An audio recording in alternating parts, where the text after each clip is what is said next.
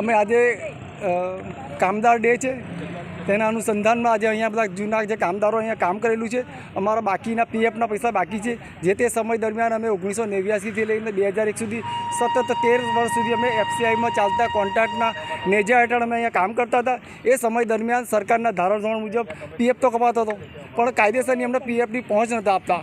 અને અમારી હિંમત બી નથી ચાલતી કે જે પીએફની પહોંચ માગીશું તો અમને નોકરી પરથી છૂટા કરી દેવામાં આવશે. એ વખતમાં અમારી આર્થિક સ્થિતિ એવી હતી.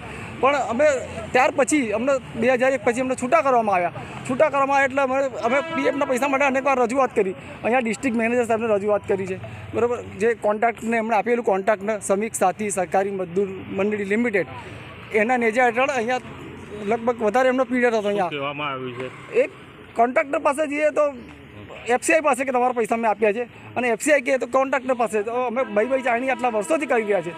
હવે કોઈ અમારું માથે લેતું નથી. કલેક્ટર સાહેબને પણ અમે આવેદનપત્ર આપી રજૂઆત કરી છે. એ પણ એક લેટર છે કે કામદારોના પૈસા ચૂકવવાના.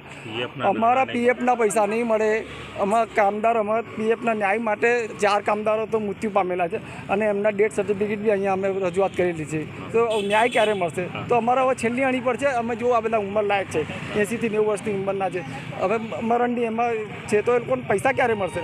તો અમે આવેદનમાં એ પણ લખ્યું છે, 28 તારીખના રોજ મેં એક આવેદનને લખ્યું છે કે હવે અમને ન્યાય નહીં મળે, હવે અમારા બાકી નીકળતા લેણા નહીં મળે તો અમે સામૂહિક આત્મવિલોપન કરવાની ફરજ પડશે.